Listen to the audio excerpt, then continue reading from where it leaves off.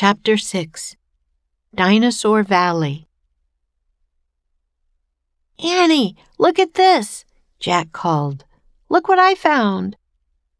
Annie had gone up to the hilltop. She was picking a flower from the magnolia tree. "Annie, look, a medallion!" shouted Jack. But Annie wasn't paying attention to Jack. She was staring at something on the other side of the hill. "Oh, wow!" she said. Clutching her magnolia flower, she took off down the hill. "Annie, come back!" Jack shouted. But Annie had disappeared. "Oh, brother," Jack muttered. He stuffed the gold medallion into his jeans pocket. Then Jack heard Annie shriek.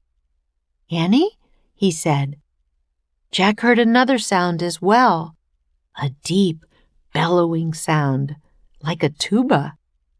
"Jack, come here, quick!" Annie called. Jack raced up the hill. When he got to the top, he gasped. The valley below was filled with nests, big nests, made out of mud. The nests were filled with tiny dinosaurs. Annie was crouching next to one of the nests.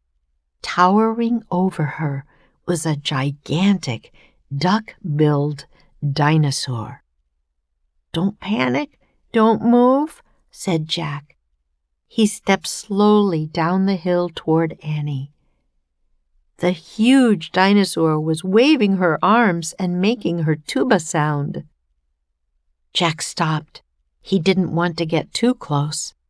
He knelt on the ground. "Okay, move toward me, slowly," he said. Annie started to stand up.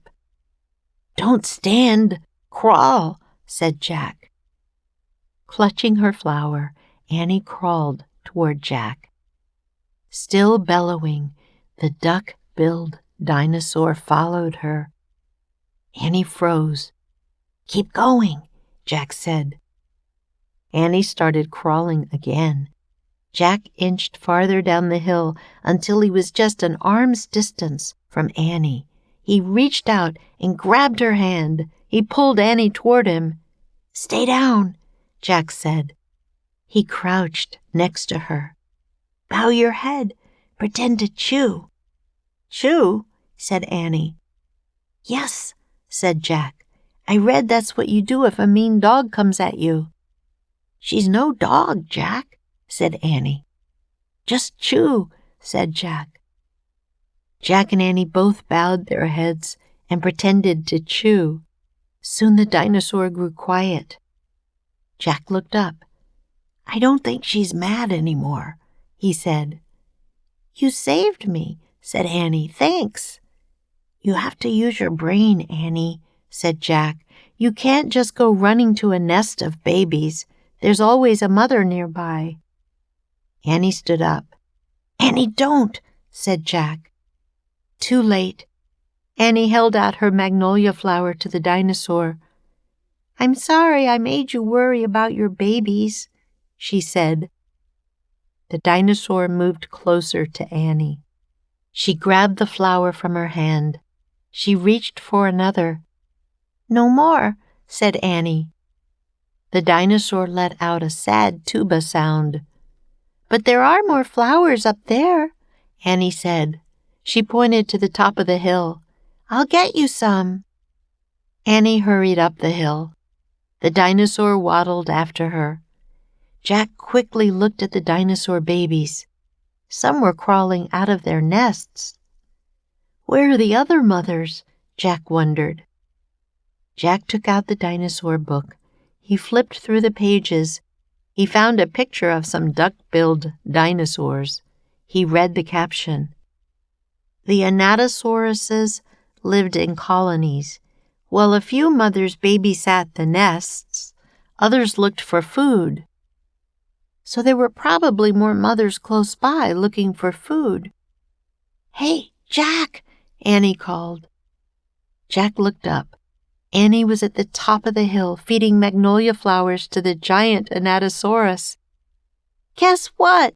Annie said. "She's nice too." Suddenly, the Anatosaurus made her terrible tuba sound. Annie crouched down and started to chew. The dinosaur charged down the hill. She seemed afraid of something.